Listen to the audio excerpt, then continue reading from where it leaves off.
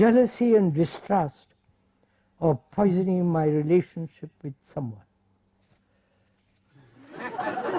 Is there any solution other than isolating myself from every other human being except him?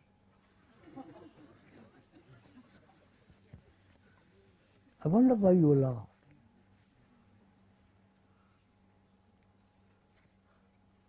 This is a common,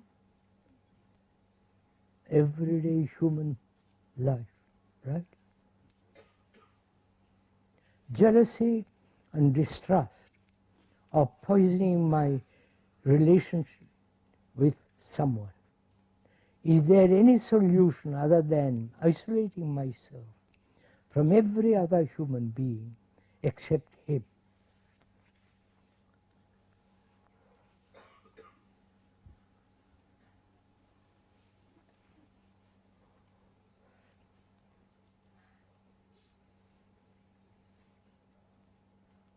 How do you answer this question?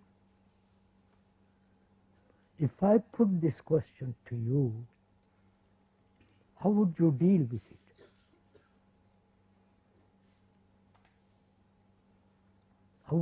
What would be your reaction, your response to this question?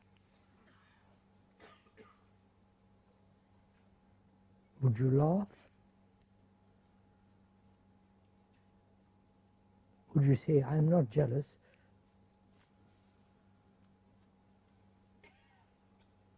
So let's go together into this very complex question, which is human question. It's not something about heaven or nirvana or illumination. You know, sir, unless we keep our house in order, meditation and other things have no value, right? If my house, which is me, is not in complete order, without any conflict, what is the point of meditation? It's another escape, another illusion. But when my house is in order, completely, without any shadow in my house, then meditation is something entirely different. But we think by meditating, God knows what, then your house will be in order. See how deceptive we are? So let's go into this. Jealousy and distrust, poisoning one's life. Have I to isolate myself to be with her or him?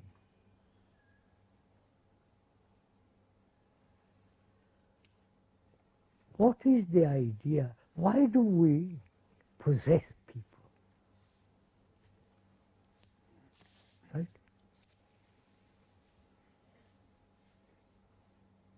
Why? We are having a dialogue, please. Why do I possess my wife? And my wife delights in possessing me. Why? The need for status and the fear of being alone. Which means what?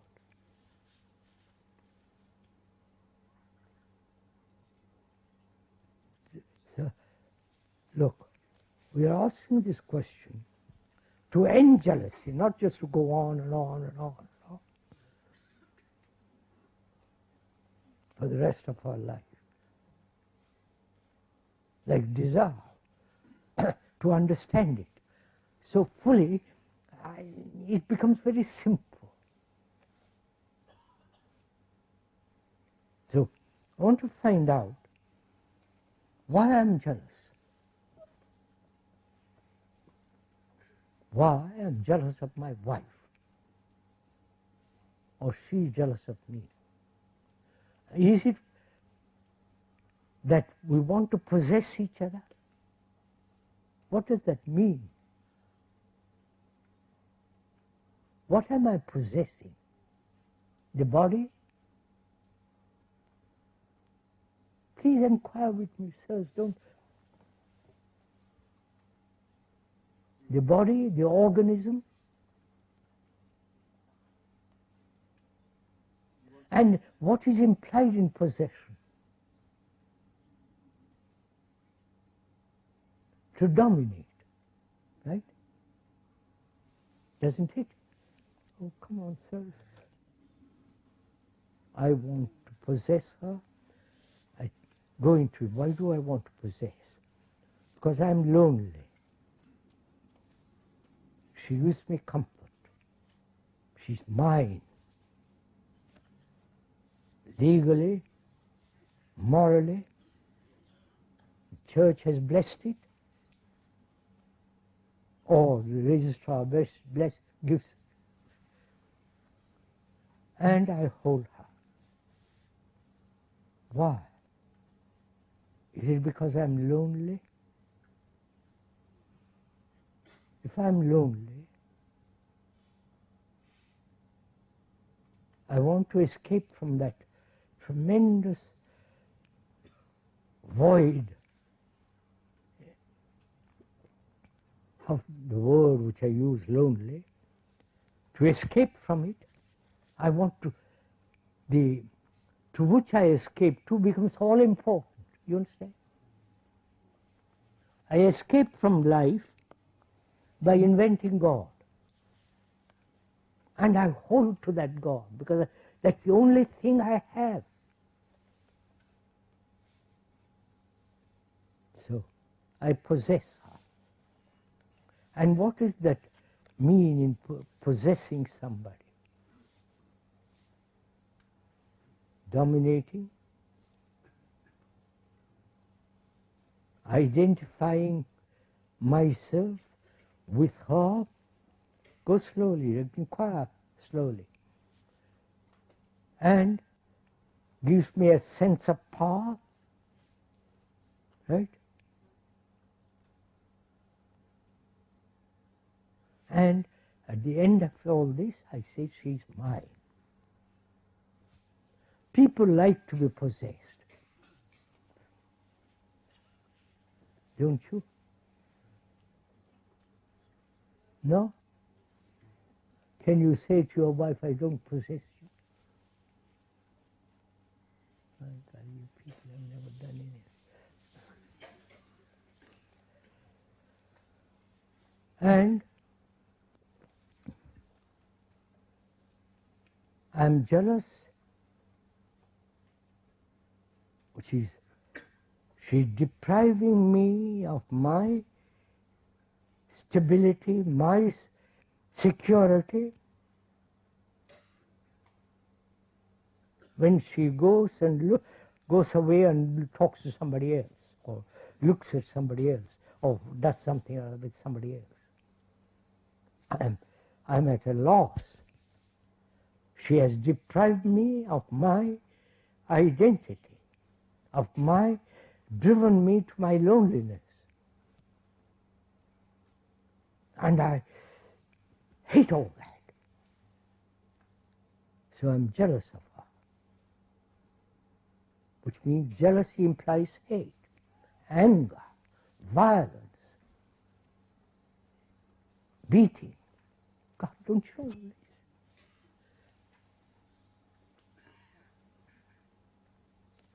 And I can't let her go, and she can't let me go. And we live like that. Jealousy, distrust, feeling lonely deeply inside, but trying to escape from it. That's my life. And that's what we call relationship. And that's what we call love. You understand, sirs? So one asks much deeper question. Is love desire? Go on, sirs. Is love pleasure? You have to answer that question, not I. It's your life, not my life. And can each of us see this fact, what possession, domination, power does to each of us? The man may see it first, or the woman may, then will she help him to see all this? And is he willing to listen to all this? You're following all this? Or is it all strange to you all? Will he or she listen to each other? A basis of it being afraid to lose, you understand? Afraid losing one's security in relationship. And when that security is shaken, I'm jealous. Will my wife listen to me?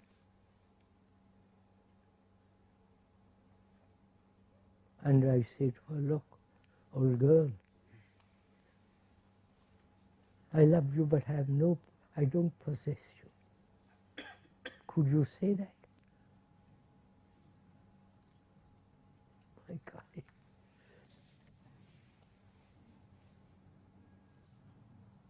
I'm free of you and you're free of me.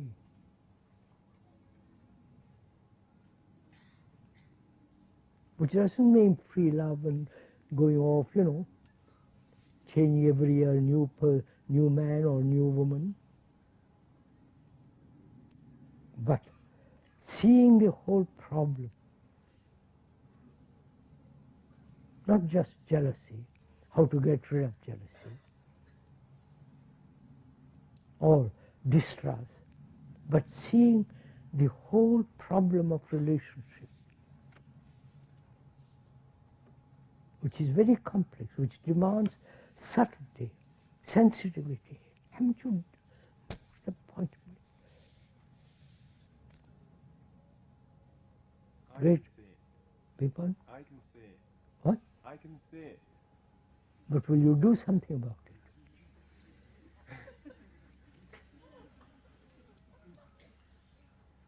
One can intellectually understand all this, verbally, which you call intellectually. What value has it? And I carry on with jealousy for the rest of my life. And that jealousy creates wounds in me, psychologically. I'm hurt inwardly. And I carry on with that hurt, with that jealousy, with that distrust. Is this the way of to live? So merely to see it all intellectually has very little meaning. But if you say, look, I'm jealous, let's go into it, let's find out whether it can end. Which means, do I possess anything at all? Oh, no. Am I attached to anything? Attached to my wife, husband, attached to ideals, my future success, attachment. When you are attached, then there is jealousy, there is anxiety, there is pain. If you see that very clearly, then the thing becomes very simple. But you don't want to see it clearly, because we want to live the way we have lived for 1,000,000 years. Right? Can we go on to the next question? Or do you want to escape from this question? Can I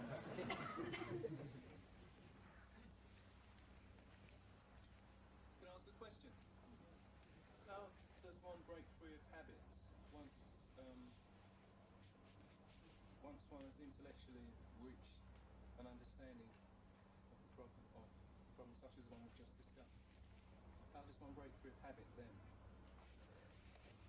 When one understands something verbally, so-called intellectually, how does one break that habit? That's the question the gentleman asked.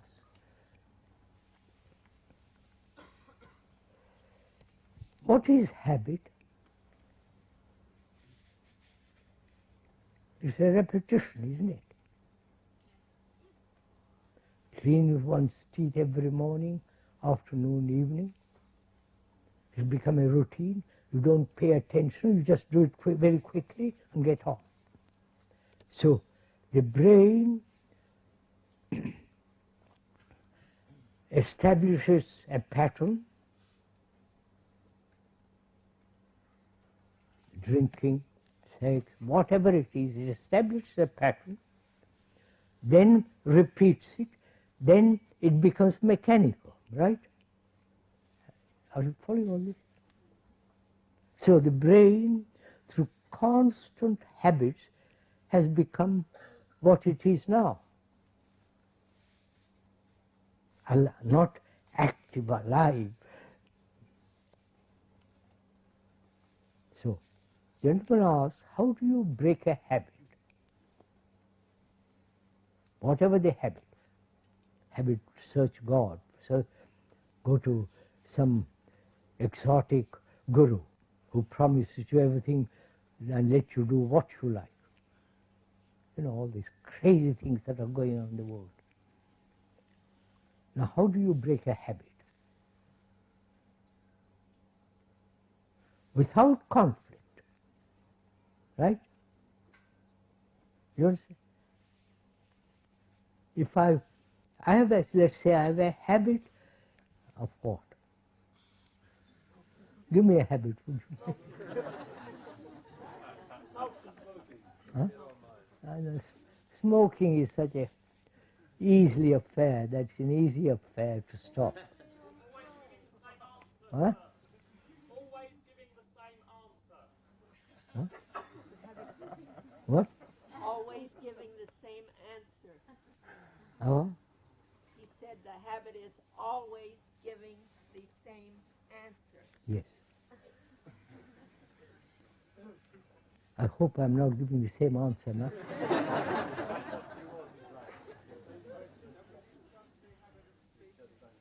It doesn't matter. I have a habit. Smoking, or scratching my head, keeping my mouth open. Habit thinking the same thing over and over and over again.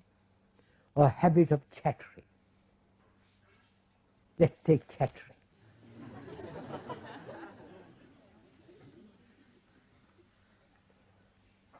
I'm not only chattering with myself, but also I'm endlessly talking with others.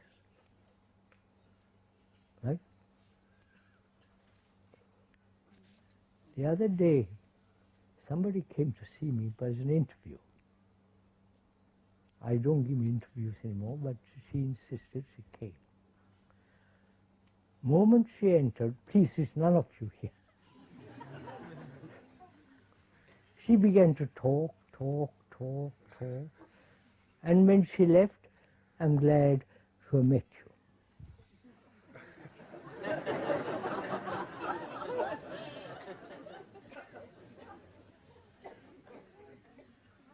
We all chatter endlessly. Not only with tongue goes back and forth, but also chatter inwardly. That's become an extraordinary habit for most people. They can never be quiet, never be silent. Silence in the sense the brain completely still. But that's a different matter, we'll go into it later.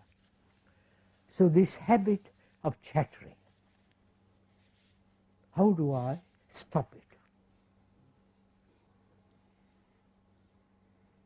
First of all, who is to stop it? Another chatterer?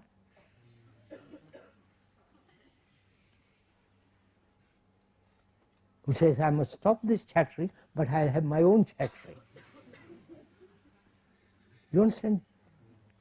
So he is to stop chattering. Fear,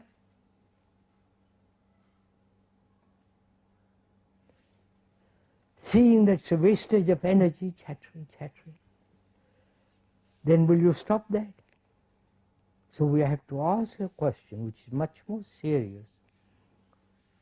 Is there an entity outside of you or inside of you that will act as a brake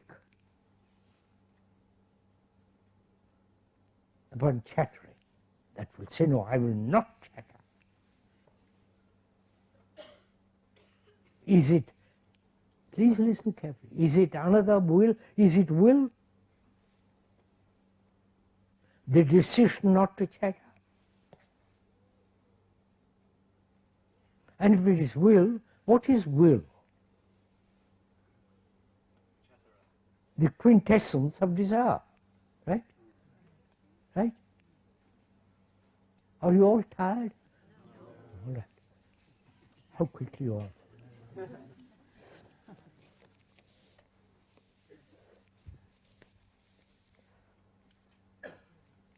So, how do you stop a habit of chattering? First of all, if you stop it through will, through desire, that creates another conflict, doesn't it? And to stop chattering without conflict. You understand my question? Is that possible? I chatter. First of all, I'm not aware I'm chattering. You point it out to me. I say, old chap, do stop chattering so much. And I get rather hurt by it. But if I go beyond that, I say, now, how am I, in what manner am I to stop it? Then I've got the orthodox means of will, right? Or taking a drug that will quieten me down. And having been quieted down, I take another drug to keep me awake, and I keep on that routine. So I want to find out how to stop a habit, like chattering, keeping mouth open, scratching yourself, all kinds of things, without any kind of effort. You understand my question? This is an important question. To do something without effort. I wish you could. Does it amuse? Fun. Will you do this? Find out your particular habit, aware of it, and say, now, can it be ended without any action of will, decision, compulsion, or reward? You understand? Reward and punishment are the two elements we live on. So can I break that habit without any side effects? Right? Can we go into this? I'll go into it.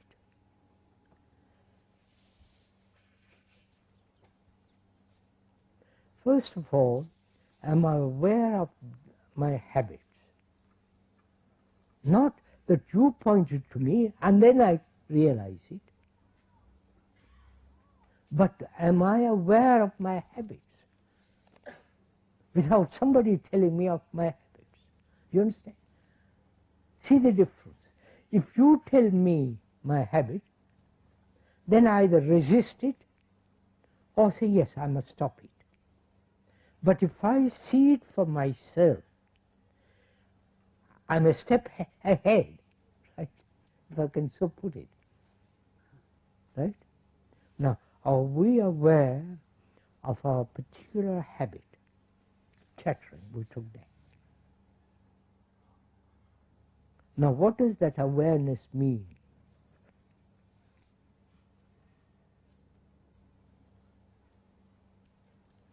Awareness means to look at something without any reaction, right?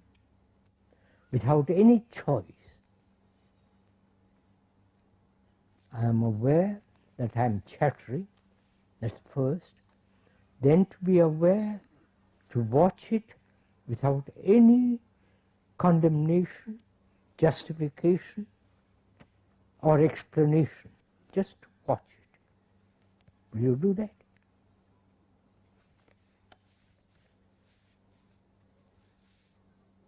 So that the old reactions don't come in.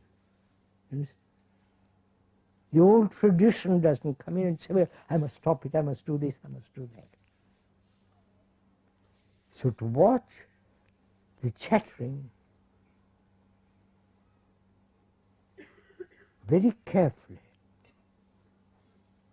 To watch it means without any reaction of past memories. This becomes very difficult. You understand?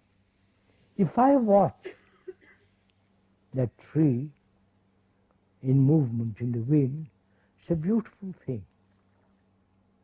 And I don't like wind, therefore I won't watch it. Similarly, in a certain way, I can watch my chattering. The watcher is not different from chattering, right? So the watcher is not the structure of words, memories, he's just watching. You understand that? And please, this is rather complex and requires a great deal of inquiry. We watch things with our prejudices, with our opinions, with our memories, the whole structure of words, right?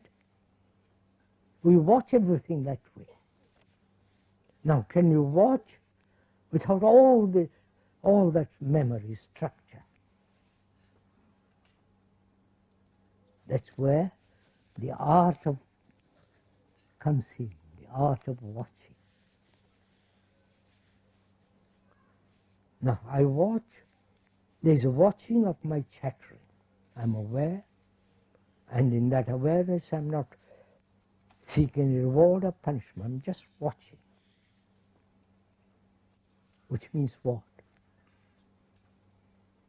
I am giving complete attention at that moment, right? Right, sir? At that second, I am all my energy, all my capacity and attention is there. Which means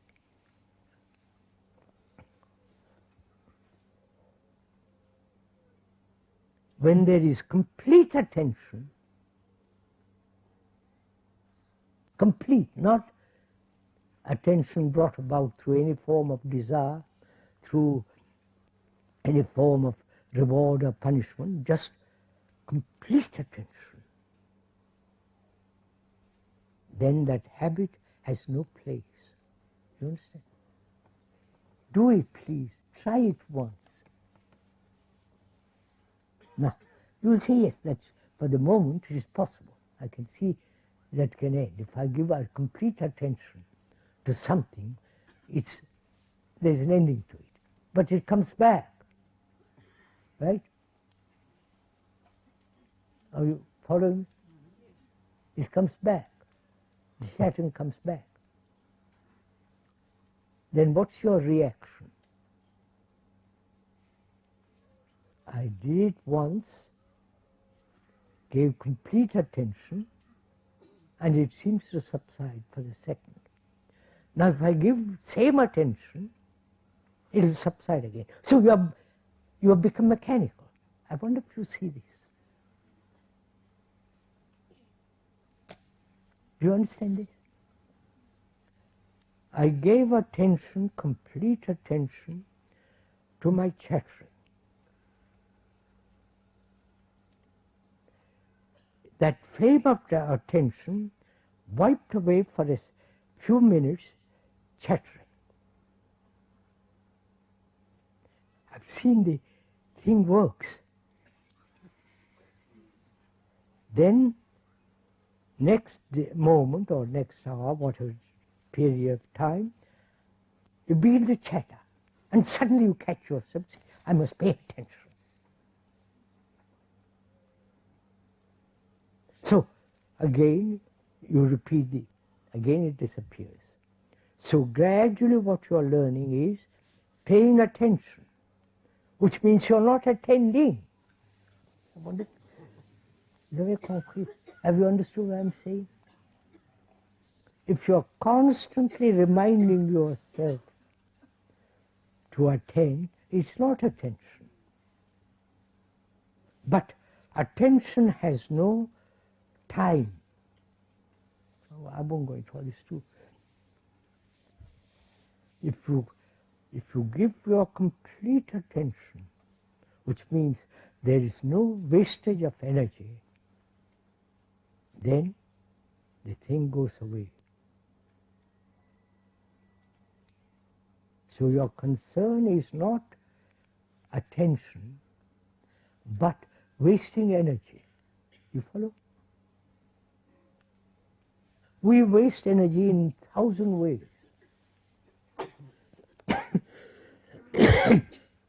Chattering is one of the ways.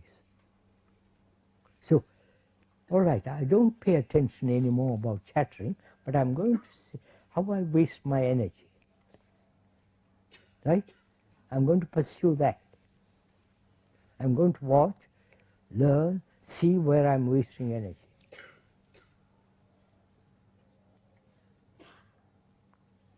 Oh, there's so many ways, right? So my mind is now not becoming mechanical by the repetition that I must attain, but is moving, right? All the time picking up new things. I wonder if you see all this. So that the brain becomes extraordinarily alert.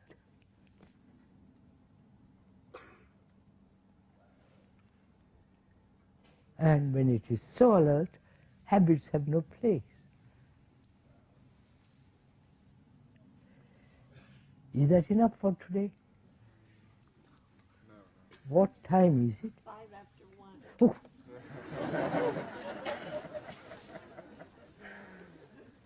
Sorry, I must stop.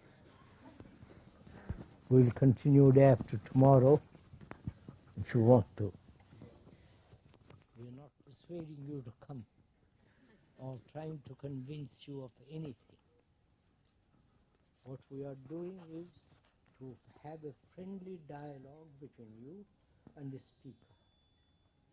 He is not, unfortunately, he has to sit on a platform because that everybody can see. But the little height doesn't give him any authority.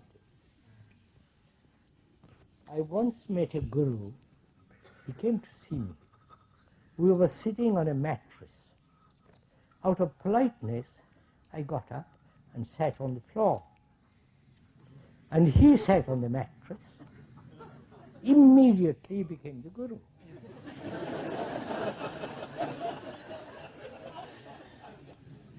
That's the end.